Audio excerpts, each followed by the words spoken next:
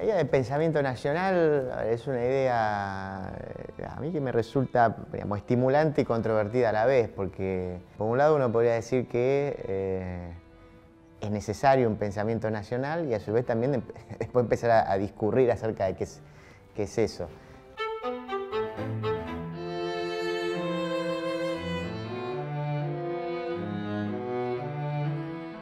Yo creo que ahí hay como un desafío en todo caso. Primero discutir la cuestión de si existe un pensamiento vinculado a una nación. Los filósofos griegos no hacían filosofía griega, hacían filosofía, ¿no? Entonces generalmente desde la visión más universalista de la filosofía se plantea la inexactitud o el sinsentido de hablar de filosofía o de un pensamiento vinculado o determinado por una nación.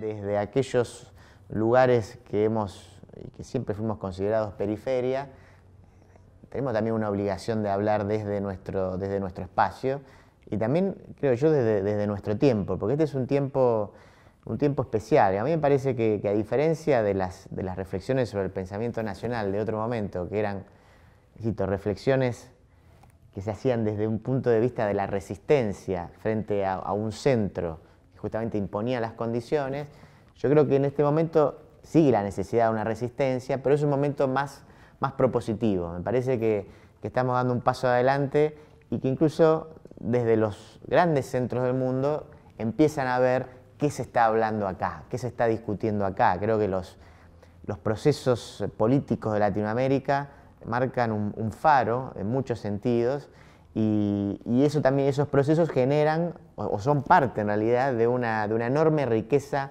de discusión filosófica, una enorme riqueza de pensamiento atravesado por las enormes tensiones y dificultades y diversidades de Latinoamérica.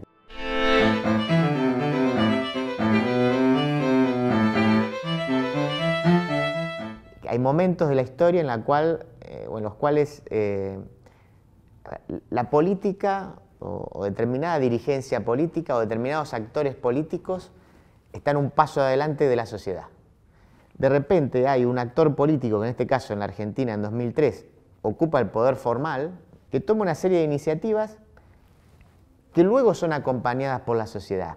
Y en la medida en que va generando una serie de acciones, insisto, por momentos no esperadas o que no eran parte de enormes reivindicaciones o presiones sociales, se pone adelante y se pone adelante de algo que a su vez genera fracturas o interpela a toda la sociedad y a su vez también obviamente interpela a ciertos actores que podríamos llamar del ámbito de lo intelectual, que entendieron que en la lógica de reivindicación de la política tenían algo para decir y debían formar parte desde su propio lugar.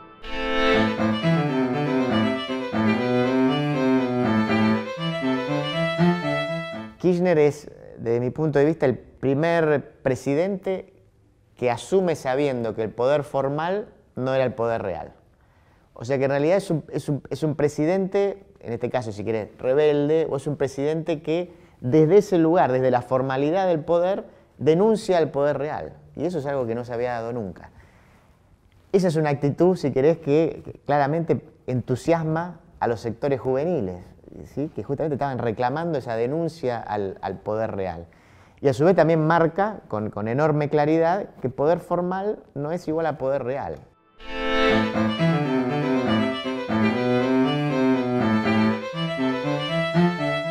Especialmente después de la muerte de Kirchner, lo que hay es una decisión, por lo menos un plan de parte de Cristina Kirchner de pensar en términos del sujeto político y del sujeto político de esta época.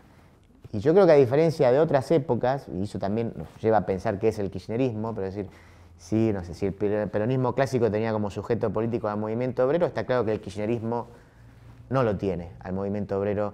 No creo que sea un asunto específico de una disputa entre el kirchnerismo o entre la dirigencia kirchnerista y la dirigencia sindical.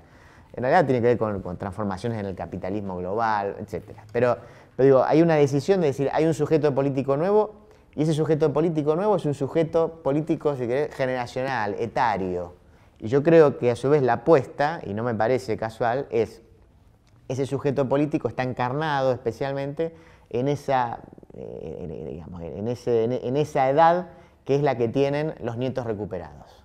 Pero digo, ¿y por qué? ¿Por qué? Porque me parece que justamente en los nietos recuperados se da la conjunción entre los ideales de sus viejos, los ideales de los años 70, y a su vez una generación que nació en democracia. La apuesta del kirchnerismo es eso, por un sujeto político democrático que desde la vía democrática pueda llevar adelante los ideales de los años 70, con prácticas obviamente distintas a las de los años 70.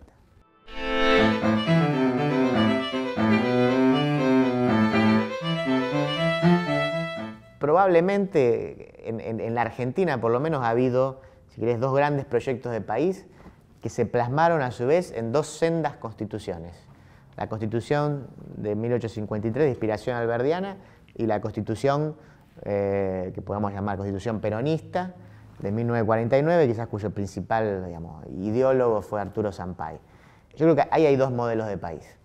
Es interesante plantear, bueno, a ver, ¿cuál sería el modelo de país de la Argentina de los 200 años, ¿no? Y bueno, ¿y qué elementos tomar de cada una? La reforma del 94 claramente retomó el espíritu liberal de aquella Constitución de 1853.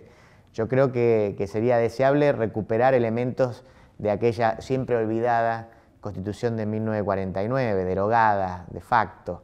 Por supuesto también repensada en los tiempos actuales. En el caso específico de Argentina, yo creo que es necesario plantear un debate público sobre la reforma constitucional. Entonces, si querés, hablando en términos de horizonte utópico, me parece que sobre ese punto hay que trabajar, sobre a ver cuáles son los límites institucionales, jurídicos, que se le imponen a la voluntad popular, como parte además de una tradición enorme de escepticismo respecto a la capacidad de la voluntad popular. Porque, a ver, la reforma del 94 finalmente toma el espíritu de la Constitución de 1853, que a su vez toma el espíritu de la Constitución estadounidense, que justamente pensaba en términos de democracia representativa, porque creía que el pueblo no estaba capacitado para gobernar, etcétera, etcétera.